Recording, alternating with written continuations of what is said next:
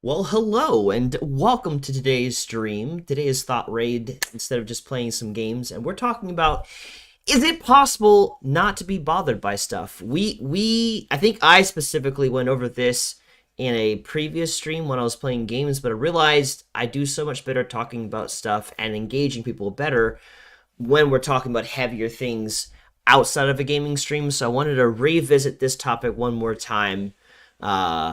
Outside of gaming. So let's jump right into that.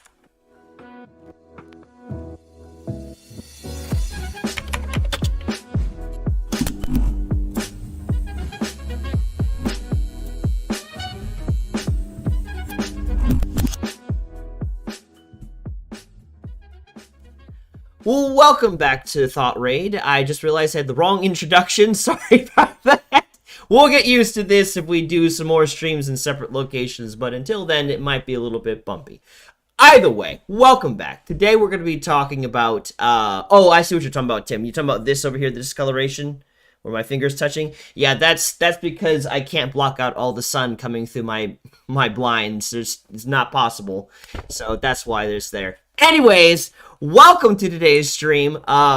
We are going to be talking about, is it possible not to be bothered by stuff? And I wanted to go over this again because it's fun. I don't know. I enjoy talking about is it possible not to be bothered, because I don't know, the way that question hit me in the first place. And in fact, let me look at the exact question so make sure I'm putting this out there correctly. It was, where is it? Suggestions. How to not allow things to bother us. I personally stand on the side of the fence of it's impossible not to be bothered, but there's hope. And I think you, Tim, have some really kind of good perspective on how to go through being bothered with something and then coming to the other side of it where you're just kind of let it, you know what you can and cannot deal with, and you don't let certain things eat your lunch. So let's jump into that. What are your thoughts on this topic first, Tim?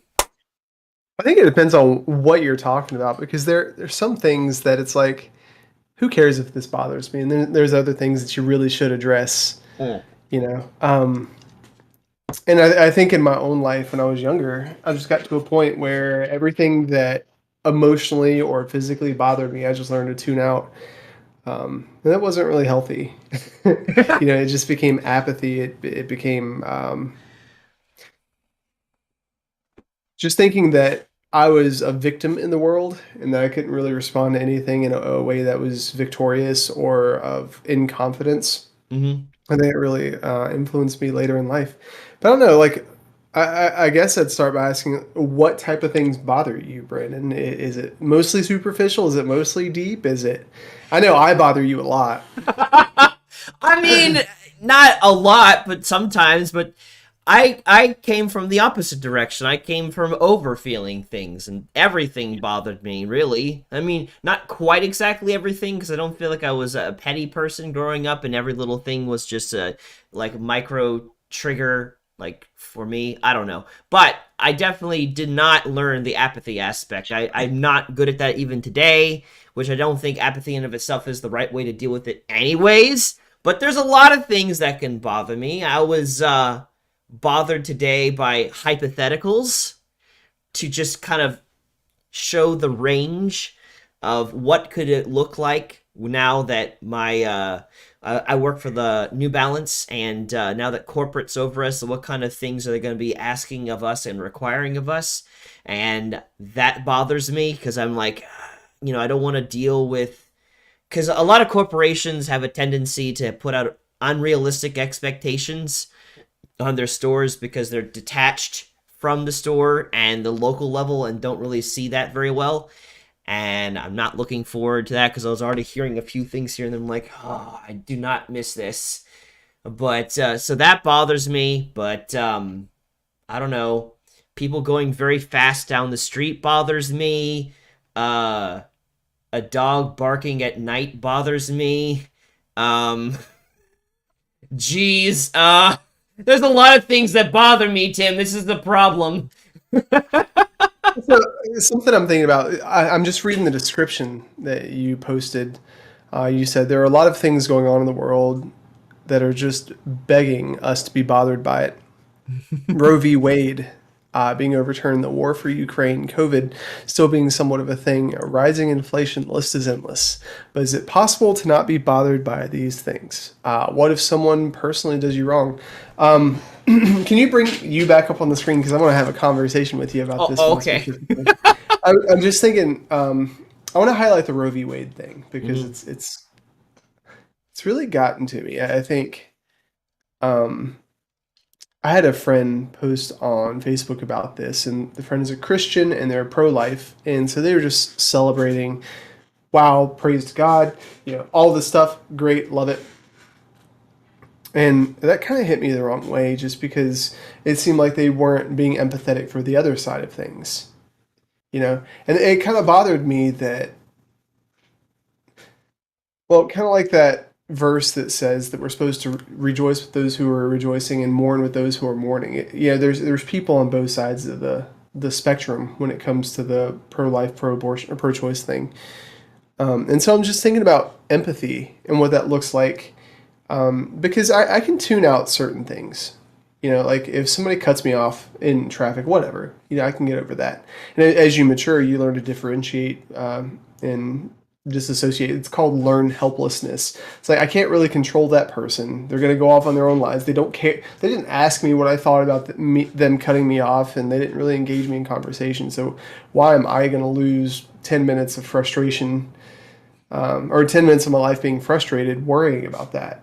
And there's so much of my life that's like that. And at one point, I thought, well, I owe $4,000 on this credit card. Can't do anything about it. I'm just gonna let it go. And Hmm. that's not very helpful. No. But then you have things that you're not responsible for, like people around you being hurt. Um, and then it's like, well, okay, well, that calls into question my own morals and all that stuff. Should I have empathy? Should I not? And it's like, how do I not be bothered by that? How do I not be bothered by rejection? How do I not be bothered by somebody believing differently and just rejecting me because of that? Were you also asking like how would you not be bothered by someone seemingly being insensitive? That too, yeah. I mean, that's the same thing. The person that's like, praise God, Roe v. Wade, being insensitive to the people that have issues, whether they're legitimate or not. There's somebody that's grieving in some way over the Roe v. Wade decision, is very similar to saying, you know what, Tim, forget you. We're no longer friends just because you believe differently. That's also insensitive. Um, Well, I I don't like know. I like to jump into it with what I started from the beginning, and that is there's no way not to be bothered by these things. Like if there is some real or perceived infraction against you or others that you care about, you're gonna be bothered. And that's not a problem. There's just no way you can't be bothered by that kind of stuff because that botheredness within you is a sign of life. Like there is life within you, there is care within you, there's love within you, there's compassion within you, and it is igniting that part of you, and therefore you're going to be bothered. What's important, I think, is not that you don't be bothered by it, but that you what you do next with it, and kind of weighing specifically of like, okay, is this something that I need to get involved in? Is this something that I just need to work out independently on or with friends? Is this something that I can control, or is this something I can't control? So like let's zoom in specifically at the situation where someone is celebrating over the overturning of Roe versus Wade on the national level. That I think it bothers me personally that people are bothered at their excitement over that because it's just like that's something that people have been fighting, some of them their entire life. This has been something that's been established for 50 years, and they've people who are bothered by it have often witnessed the cruelty, to these unborn children for various reasons, some of them more hitting home, and some of them are just I wanted to have a better life and I didn't want to deal with a child. Like just varying spread of reasons to see that overturned, it releases a bunch of people from a feeling of hopelessness of I can't change the tide of my country. I can't make a difference in this. So they're just naturally going to be excited over that, and it's rejoice with those who are rejoicing. So in that situation, it could be a matter of get to look at where they're at, like ask them questions like, have you considered this, how your post may come across this person, or what do you mean by that? Because in this situation, it could be an opportunity to learn, okay, are they putting this out there to specifically rub it in the face of women, or are they just legitimately excited, which is probably entirely the case. And I think it's better to follow the bother and like do something about it, speak up about it, say something about it to the person that you saw that's made you be bothered by it, to kind of see that. And then if it's coming from a legitimate place, great, then it's easier to deal with than not knowing. Or if it is coming from not an illegitimate place, well, great, now you have some direction on where to go from that. That's my perspective on that. Did I touch on what you're asking well enough? Maybe. I just had a conversation with somebody the other day about cognitive behavioral therapy, which is like basically replacing an unhealthy process with a good process to get a good outcome. And the process of, okay, we'll just do better, just change your actions and make a plan and follow the plan. But at the same time, there's deep-seated issues that people have, and hurt that they don't realize they're experiencing. And it's really important to go there with people. And it's like the horse before the carriage to a degree, like just arguing on social media. Well, okay, well, the way you believe and all this, it bothers me, so change it. All you have to do is just change your thinking. And, I'm just thinking about the thesis of thoughtraid in general, taking our thoughts captive and finding better ways to think about them. But I think that's also, to a degree, the horse before the carriage, because there's so much more that comes before that, like the whole idea of being bothered. Well, why am I being bothered by this in the first place? And is it necessary to feel it? Now, I really think so. I think a lot of my issues come from not feeling things when I was bothered by them early on. I just cast them aside. I was like, this is dumb. Sticks and stones may break your bones, but words never. No, words hurt so much more than sticks and stones. Yes. And I don't know, man. Something that might be small to somebody else that they do to me, it could be really big because it just adds a brick to that wall of awful, like my own insecurities. And so going back to it, is it possible to not be bothered by life? I think no, I don't think it is possible. I think you can lie to yourself, and I think you can engage in apathy and disconnectedness. And, there's different types of things like avoidant attachment styles where you start to think, okay, well, I'm supposed to be attached to people, but I'm going to do this in a way that doesn't really address underlying issues. And it's a very distant, like I actually posted it in our Discord. Let me see if I can find it real quick. This lady named, Karen Horney. Horny. Yeah, she was talking about neurotic trends.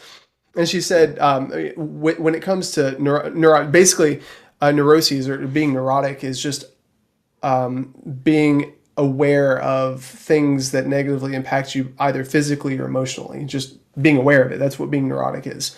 And she said the trends are either attaching yourself to something, aggressing towards it, pulling away. Let me pull it up because I want to make sure I do it justice. Come here, Karen. Where are you? Karen. Is this making sense while I pull this up, though? I mean, like, I need to hear more of it specifically because I was following you, and then when you stopped, I kind of like, so go, continue. It's okay. So there's three types of neurotic personalities. You have compliant, aggressive, and detached. Compliant is moving towards other people. And so basically, that's kind of what I did early on, like feeling a rejection when something bothered me. I would move towards people, but doing it in a neurotic, unhealthy way. Basically, it's like somebody making fun of me and being like, oh yeah, that is kind of funny just because I want to be close to you. Instead of engaging with the conflict of actually you're hurting my feelings. Then you have moving against other people, aggressive personality. I didn't really do this, but this is somebody that just walks around, heavy-footed, heavy-fisted, just, being aggressive and hostile to anything that crossed its path just for the sake of, you know what, I'm more valuable than this. And then you have moving away from other people, which is what I started doing later in life, the detached personality. And this is like, it all has root in like defense mechanisms and stuff. And the detached personality basically says, you know, we're going to be close, but, and you know, considering our Wednesday night group, Brandon, where we're talking about emotions and feelings, you probably see this.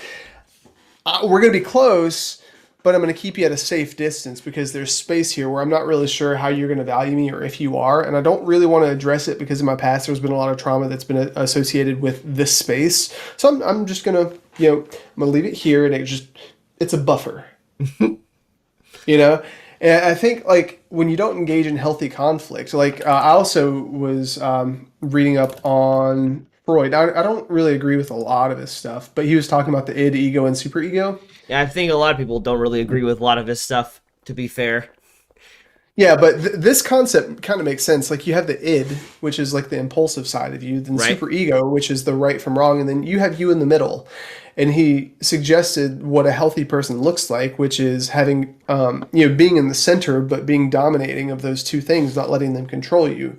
But then you have people that are impulsive, where the id controls them, or overly controlling people, where the superego controls them. And that makes sense, you know. And this is all tied to being bothered because, you know, when you're bothered by something, it's like one of those things, you know, oh no, I need to do this to be within constraints with people, you know, the whole super ego, right from wrong. That's the person that is attached, like moves towards people in an unhealthy way where, oh, you know, you're not valuing me, but that's okay. I just want to be close. Hmm. So But then how? you have the other, no, go ahead. Sorry. So then you have the other end where it's just like they're trying to control the situation. That's what you're saying. Yeah. So how are you connecting this specifically to the whole topic of someone saying something on Facebook? Well, it's like, am I bothered by this, right? Like, do I disassociate and just, you know, learn helplessness? Do I just acknowledge this is something I can't do anything about? Or is this something I can and should do something about? Like, is this somebody that's just one of the random 1,500 people I know on Facebook? Or is it my close friend who is doing something to hurt another close friend? Yeah. Right. And like, how do I navigate that? Do I just say, you know what, my friendship is, yeah, I value the friendship so much that I'm afraid that you're going to run away from me if I engage in this conflict. So even if you're being unhealthy, I acknowledge that, I allow you to do that, and I just want to be close. Or do I hold you at this distance, which is what I tend to do, where I don't really want to engage this because, you know, there's a safe space here. And as long as we acknowledge the safe space, we're fine. Don't acknowledge my safe space either. Just leave me alone and we're okay, you know, to a certain point. You know, it's the same problem, just in a different way. I feel like it's entirely circumstantial between how close you are to that person or how important the issue you think is to actually say something about it, because Yeah. sometimes it's a matter of they're just not close to you, so there's no point trying to bring it up because you're just here you come this random person into their life that doesn't know anything about them. You're going to have your big to do say about the situation, and then that just makes things awkward. And then you could have a situation though where it's you may not, but you're close to them, so it's more of like a chance to say something because they'll listen to you because you're closer. But sometimes it's neither of those things. Maybe it's a situation where there's a person that's just distal or not even close to you, but the decisions that they're making does still affect you and will affect other people too, because there are situations where I don't know this person from Adam, never met them in my life personally, but they're about ready to make a decision that is definitely going to affect my life and other people's lives. That might be another situation where something should be said, brought up, asked, questioned, something to kind of take Mhm. care of the situation. So it's not like a perfect, like, are they close to you or not? Because sometimes you don't have that luxury, I feel like. Well, I think sometimes about people like Martin Luther King, you know, all the people that have been raised up in history as heroes to a degree, or people that did something of significance. There's something called diffused responsibility, where the more people there are, the less likely we are to take action at some kind of injustice. Mm. There was a story that I was reading earlier. It's more like a report article, whatever, of this lady. Her name was Kitty something, and she was out in public, and somebody accosted her and stabbed her 35 times. 35 times. And there were all these people around, and nobody did anything because everybody was wondering, oh, somebody else will do it. Somebody else will call the police. So this person accosts her, stabs her 35 times, flees the scene. Police don't even know about it because nobody did anything. Mm. And it's like when it comes to current times, I think we're always wondering, like, should I do something? Should I not do something? Like if somebody cuts in line, like you're in a long line of people and somebody cuts, are you going to be that person that says, hey, dude, back of the line? And whenever that person does something and it's for the greater good of the community, everybody's like, man, I'm glad he said something. But then you have times where somebody tries to do something like that and they completely miss the mark just because they don't really tap into the corporate empathy, like what people are actually feeling, what people are actually wanting. Well, that's the genuine risk that you take, though. Like I said, you're not always gonna have the luxury of like, am I close to this person or not? Sometimes there's a situation that need to be addressed and you're distal to the situation, but there's otherwise no, because that's a whole biblical, like, you gave an actual real life example, but and then there's also the Good Samaritan parable that Jesus gave. Exact same thing. Someone ended up getting beaten up, was laying on the side of the road. Jew got beaten up. These Jewish priests start going by, don't even bother the person. They keep on walking. And it wasn't until the Samaritan came around and took the guy, put him into a inn, paid for his expenses while he recovered and all that kind of stuff. It's like there's a whole risk, I feel like the reason why that dispersion thing exists, and I guess we're kind of getting a little bit off topic of what we're going over, but it's an interesting thing now that you brought it up. I think we are at all. What, that we're on topic at all? No, I think we are completely on topic, and Oh, I can relate it once you're done. If you okay, want. cool. Well, anyway, so I think the reason why people do stuff of that nature is because the more people are involved, the more risk there is involved to take action, because each person has an expectation on how something is supposed to happen. And you, unless you're just psychopathic and don't really think about those things, have zero empathy, like, you're going to be thinking, well, what is this person going to think? What is that person going to do? What if they're going to mug me if I try to go out there? What if this is all staged? What if, that, well, maybe, like, no one has interacted yet because there's something is already on the way. There's so many factors. When there's less people involved, there's less of that external criticism that becomes internalized and then causes you to bog down. But I don't think that necessarily means that we shouldn't take risks in saying something and doing something and reaching out to help. It's just we have to learn courage to move through the crowd to make something happen, which could make you the hero, but it also could make you the villain. Like, it's just, that's the risk you take. And I think the more viewing eyes that exist, the more anxious making it is for the average person.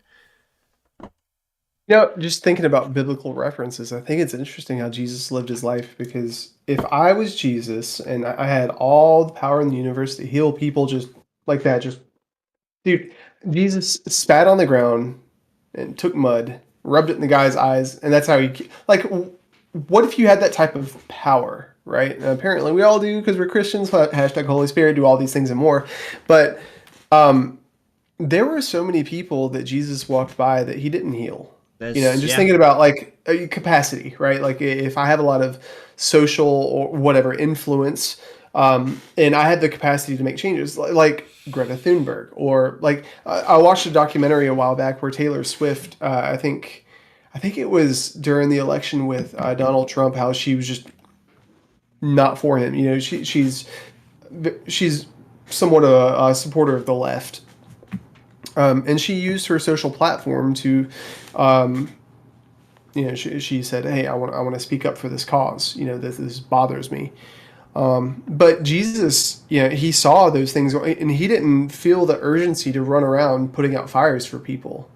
I'm like, did it bother him that people all around him were rejecting their savior? Did it bother him that people all around him were dying? And if so, why didn't he do something about it, even though he had the power to? Right? Why was there that disconnect, and why didn't there were people like Jesus? There were people that were dying all around him before they had the Holy Spirit.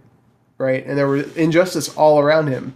So why didn't he act? And if we follow that model, then why do we feel so inspired to act, thinking that we have this sense of urgency, or else the whole nation's going to crumble? Well, yeah, that's where you go too far. If you try to take on every single problem that exists all at once, you're just not going to, because there's so many of them of which you can't take on. Like you can't. Like I I don't know how much of a role I played in the overturning of Roe versus Wade at all, if any. I don't. I certainly didn't legislate it in or out. Let's just put it that way. That was not on my ability. I I don't know how much of a role that I have played in a lot of different things, and so to think that if I don't say something in every junction possible to try to make a change, that's like if I don't say anything that bad things are going to happen, it's going to rest on my shoulders. That's just too much. Like I can't. There's so many things I don't have direct effect over, but there are some things and some people that I do have a direct connection to that I can do something about, and so I focus on them the most. But yeah, you can't like if Jesus took care of every single person. I don't know, he would not have gotten he might have gotten to the cross faster, I don't know, but like it would have been a whole different process. He had a very specific goal in mind when he came to earth, and he accomplished it. And I don't know why there was some things he did or did not do, but like I guess we can only theorize this because it's specifically that wasn't what he was called to do. He was brought onto the earth to die for our sins and to kind of lead by example, um unmarred by sin. And he accomplished that. So I guess in the same way, like he represented what he represented what is possible of one man born in flesh is capable of. Born not of supernatural, but like born into the natural, what we are capable of, which shows that he had one thing he came to do, and he didn't really do a lot of extra things. He did carpentry for a time, and he studied the Torah for sure, um, but he didn't do stonemasonry. He didn't become a physician. He didn't become a politician or a soldier.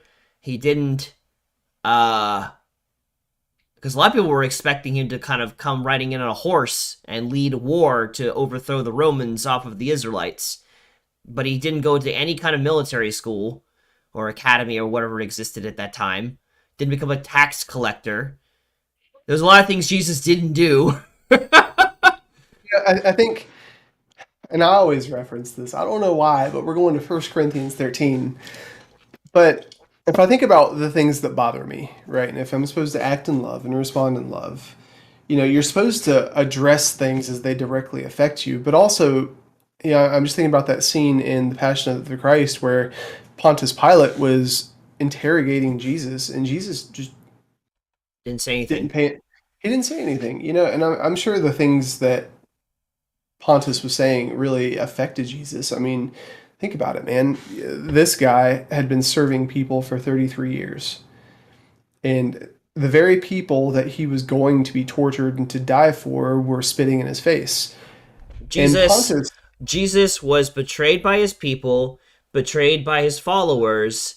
He was betrayed into the hands of the enemy of his people to be murdered for in the place of someone who was not innocent. Uh and yet he did not he barely said anything on the way to there, and when he did, it wasn't anything that decriminated him really. Or like, well, I mean, he said things like, no, he didn't say anything, if I remember correctly, he didn't say anything that would have really changed the minds of the people that were incriminating him. Like, he had opportunities to prove his innocence before Pilate, and he didn't really say anything that would greatly sway the mind of Pilate, at least past the social pressures that the rest of the people were putting on him. He kind of just sat there, as the Bible said, silent as a lamb before the slaughter. yeah, I think he just looked at the last couple things that he said. He looked at Pontius Pilate and he said, "My something like judgment for me only comes from my Father." And then, as when he got to where he's being crucified, he had the conversation with the thief on his left, And then when they tried to give him water or something like that, no, he said, Father, please take this cup from me or something. No, he said something. He said something on the cross. What was I it forget, specifically referring to? Because I can help clarify that. just whatever it was that he said on the cross, like right before he died. I think it was when he was. No, he said, "I thirst." Are you talking about when the thieves were talking to him, or after that Like point? just like after. Oh yeah, so like he did mention that he was thirsty, and they took a sponge, filled it with vinegar wine, put it up to his lips, and I don't think he even took it. I don't think he drank from it or anything of that nature. And then after that point, like I know there's one part where he screamed out, my father, why have you forsaken me?" And then eventually there was the final statement of "it is finished," and then he let up his Yeah, spirit and died. yeah. So I want to take that and transpose it onto how I feel about all the stuff I see on social media with Roe v. Wade. So I'm going to play the part of Jesus for a Oh, second. and also he said, "Lord, forgive them, for they know not what they do." That's also a thing too that he said, Yeah. which might go So with what you're saying. First Corinthians 13 says, "Love is patient, kind." And as I say this, I want you to think like, okay, how did Jesus navigate being bothered? Because he was obviously bothered. He was patient. He was kind. He didn't envy or boast, which is what a lot of people are doing on Facebook right now, Mm-hmm. or Instagram, whatever. It's not arrogant or rude. It doesn't insist on its own way. It's not irritable or resentful. It doesn't rejoice at wrongdoing, but it rejoices with the truth, which is what we were talking about earlier. Love bears all things, it believes all things, hopes all things, and endures all things. Now, here's the interesting part. It says, love never ends, but as for prophecies, they'll pass away.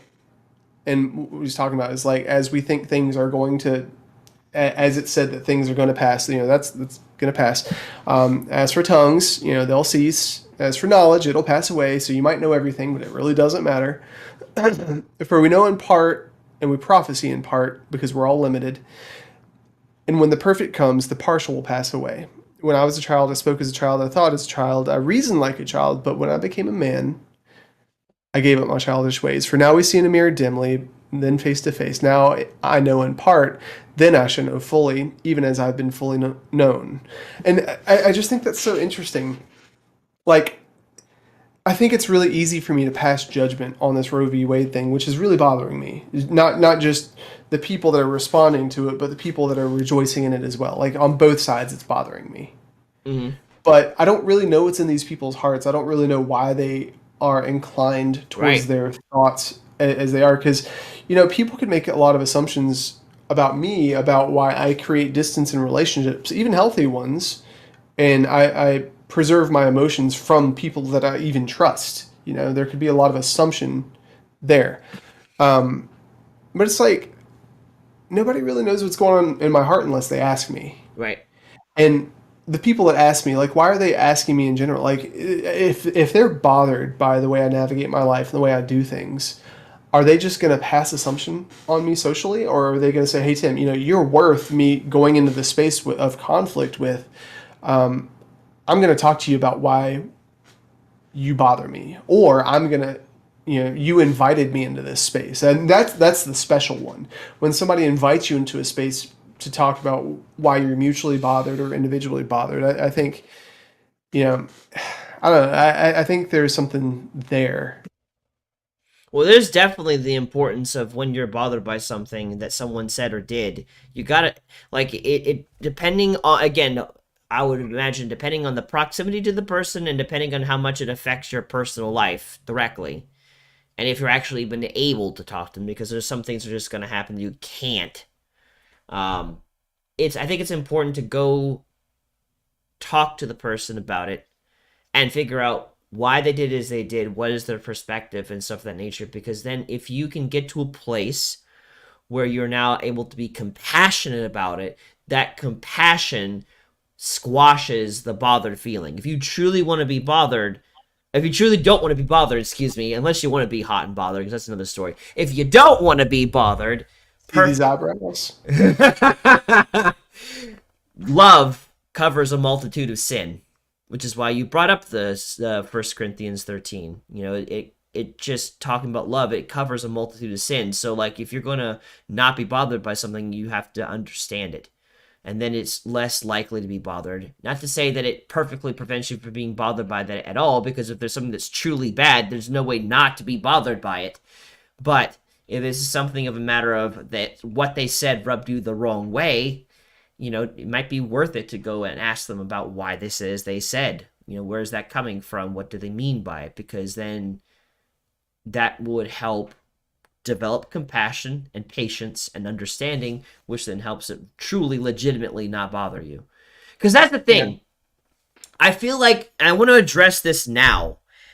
I feel like there are some people out there, because now I'm starting to learn that there are some people like this, who feel like they shouldn't be bothered and get frustrated, or they think that they're like, there's always going to be this, I'm called to not be bothered, but it's never truly possible to be bothered, because the way they go about dealing with the botheredness is not healthy.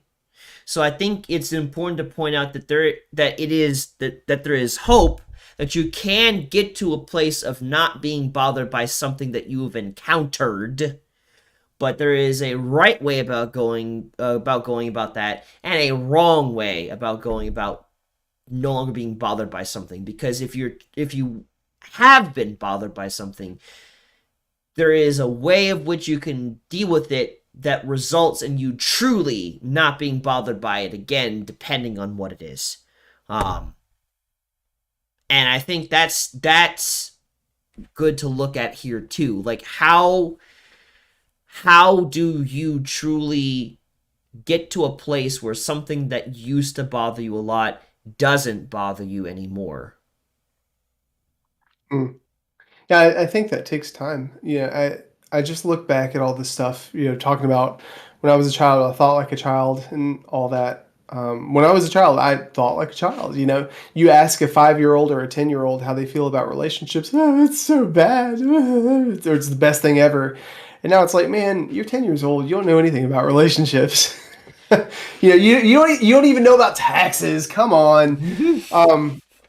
But you can't know about relationships until you understand tax. Yeah. I made this comment recently, and this is in the theme of conflict, because I think being bothered and conflict kind of go hand in hand in how you see conflict. Because conflict is healthy, and if you don't believe that it's healthy, then you might have some problems in your life. But what I was going somewhere with that. What was I going to say? Well, we're talking about like how to properly handle with being bothered with something so it doesn't truly bother you anymore.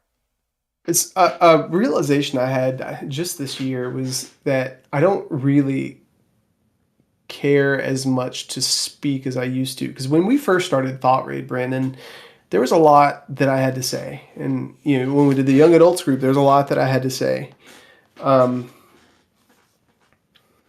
And I still have thoughts. I still have opinions.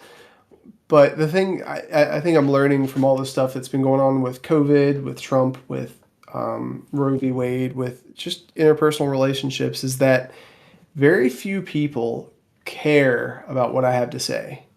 But there are people who do care about what I have to say. Mm-hmm. And just being honest about engaging in that conflict when I do encounter somebody that says, hey, Tim, let's actually talk about this. You and I had some conflict before we got on this stream, and I talked to my wife about stuff. We have the Wednesday night group, and there's just people in my life where it's like, okay, they want to listen, and I think that's the magic of interpersonal relationships, identifying who wants to listen and who doesn't, and I think that helps us understand when not to be bothered and when to actually engage being bothered. Because if I speak to somebody who's not listening, I mean, 1 Corinthians 13 says, pursue love and earnestly desire the spiritual gifts, especially that you may prophesy. For one who speaks in tongues, not to men but to God, for one, no one understands him, but he utters mysteries in the spirit. I'm actually too far ahead. Let me back up. Sorry. It says, if I speak in the tongues of men and angels, but don't have love, which is not insisting on my own way, being patient, being kind, not keeping records of wrongs. If I speak in the tongues of men and angels, but not have love, I'm just a noisy gong and a clanging cymbal. If I have prophetic powers, if I have Jesus like powers and understand all the mysteries and knowledge, if I have the right answer, and if I have all faith as to move mountains, but I don't have love, and I insist on my own way, I'm nothing. If I give all that I have away and I deliver up my body to be burned, and this is all those people that are social justice warriors right now that are speaking to the people that are not feeling heard and that are not feeling loved, Mm-hmm. I gain nothing. Let me pop this open real quick. Let me go to my Facebook page because I never post on social media anymore, but I felt very compelled to say this the other day. I said, something that I feel God put on my heart this morning is that we're called to mourn with those who are mourning. That doesn't mean we have to agree with those who have lost, and winning shouldn't even be the goal, even in the face of truth. I think it's important to be thankful when we believe the truth is won, but it's so important to not allow the politics of belief to ever drown out the suffering, because conviction comes from the Holy Spirit, not man. And then Brandon Heath in his song I'm Not Who I Was" has a good handle on this when he said, "The thing I find most amazing about Amazing Grace is the chance to give it out. Maybe that's what love is all about."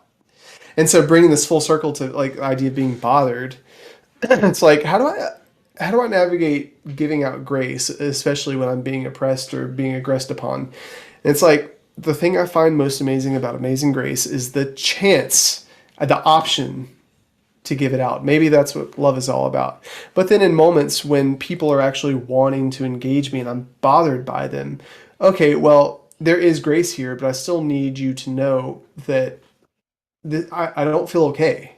I am being bothered by this. And there's that space where they're listening, they're pursuing me. And Jesus is a really cool example because sometimes you feel a certain way and it's overwhelming, but you don't have somebody to listen. And that's the necessity of sanctification, salvation, a relationship with your Holy Father. It's like there is always somebody who's going to listen. When my mom died and I went home and I was just in that room by myself, I desperately wanted somebody to listen. But I wasn't addressing the right questions. You know, God was listening the whole time and he responded like, "Well, Tim, you haven't even asked me how I feel." I was just putting all these assumptions out there and I was saying, "Well, God, you didn't do this, you didn't do this, you didn't do this." But he was listening and he said, "Well, how do you think I feel?" You know? Um, I don't know. I just think it's so cool that when I didn't understand, when I was seeing dimly, and I was in accusation mode, accusing somebody of having a different motive, God gave me some amazing grace. Mm. And in giving me grace, I was like, "Okay, well, God, how do you feel?" You know? That's the magic of it. It's like, Yeah. okay, well, person that is for abortion, like, I'm not going to judge you because I don't know who you are. Well, why do you feel that way? Okay. Well, why do you feel that way? That creates that open posture of, okay, well, Tim, why do you believe differently than me? Why are you bothered by me? Yeah. I think that's really an important part of dealing with when you feel bothered by something is by going into the situation where you're talking with someone with grace, because that will enable give you the ability to properly figure out where they're at and how they're doing, where they're coming from, in a way that's not also attacking them, but genuinely trying to get to know them. Your goal is grace. Your goal is to understand them. Like one of the things I'm happy about after experiencing Trump as our president is the increase of boldness that people have had to speak out and talk about stuff that they previously wouldn't. But one of the things that I do legitimately miss from the time that Obama was in office in this country was the consider Poison grace. the great grace. What do you say? You said that. Poise and grace. Yeah, well, yeah. So like it was too much in some ways, but it was still just as necessary as boldness. If we can combine boldness and grace together, where we're speaking out, but we're also being conscientious and still being patient with people and stuff, I think that's a very powerful center. Love and truth. Having those two married together, like they should not be a separate thing. You should be loving to a person, patient and kind, weeping when they're weeping, rejoicing when they're rejoicing. But at the same time, you should not be so afraid that you're not willing to speak the truth, because that could result in more people getting harmed than by just holding your tongue. There is a time to speak and a time to shut up. Yeah, So, and well, real quick, just going on what I was saying earlier, I think the older I get, the more I realize the power in just shutting up. Um, yeah, you watch all these movies, man, and you see like the wise old Buddhist monk, whatever, and he just doesn't say anything. But when you ask him, he talks.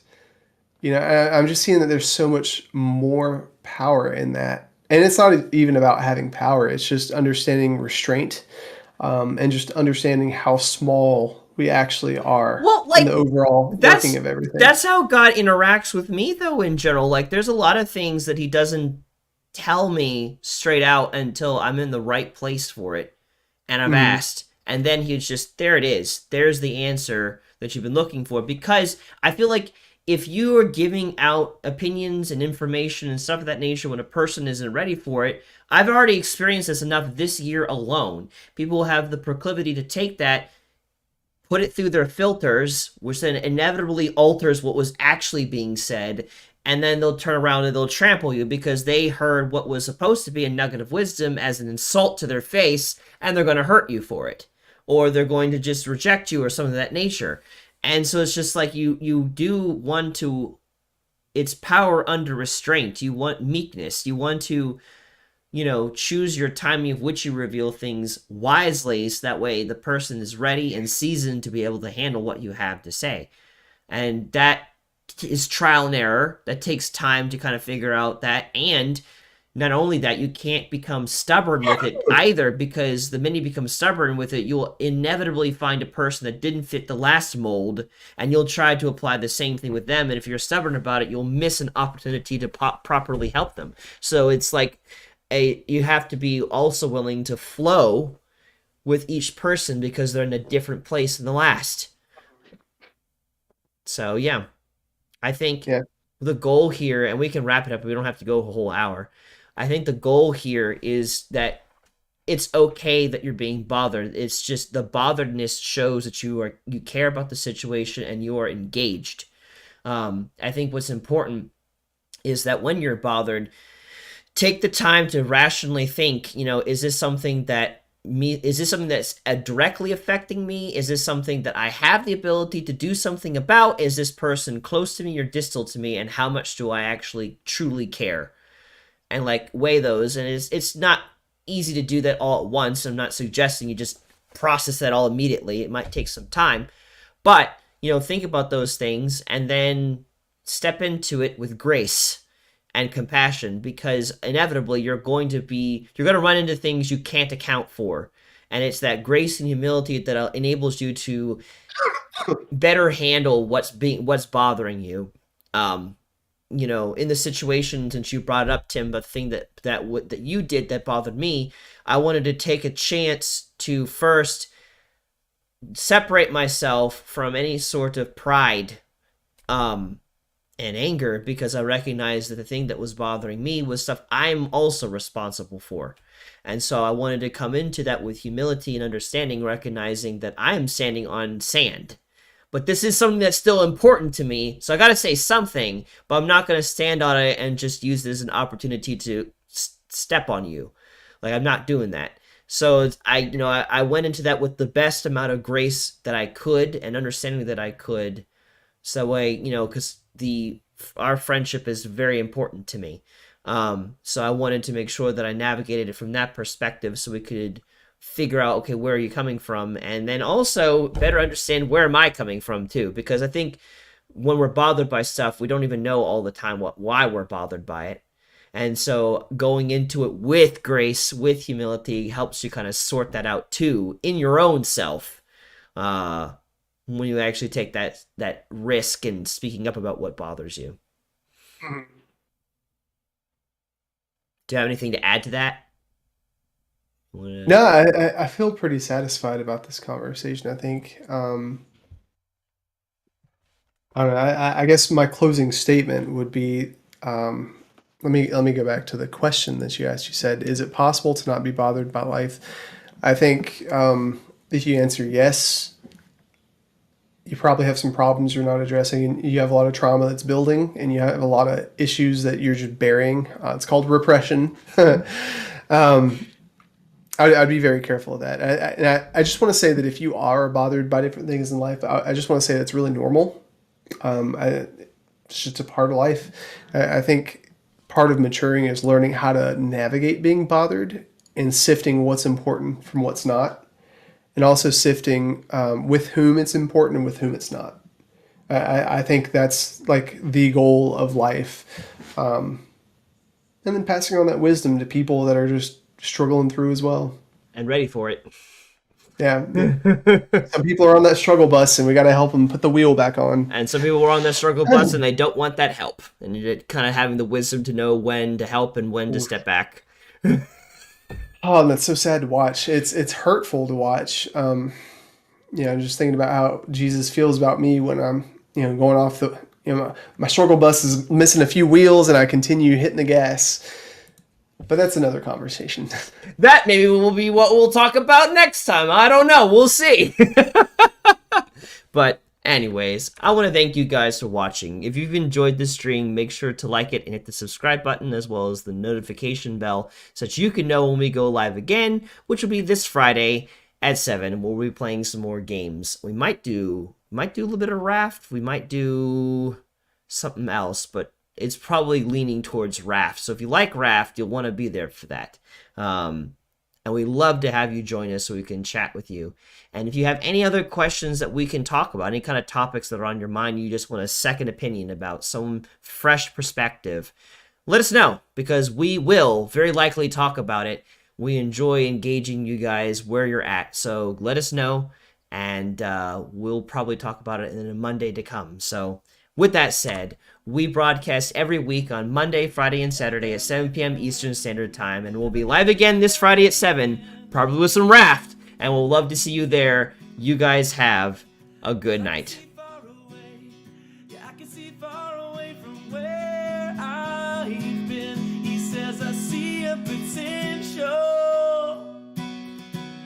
I see a potential in my eyes. I see a potential.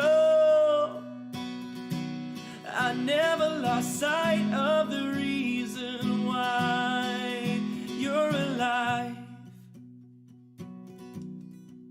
You're alive. You're alive. We sing Jesus, you're alive.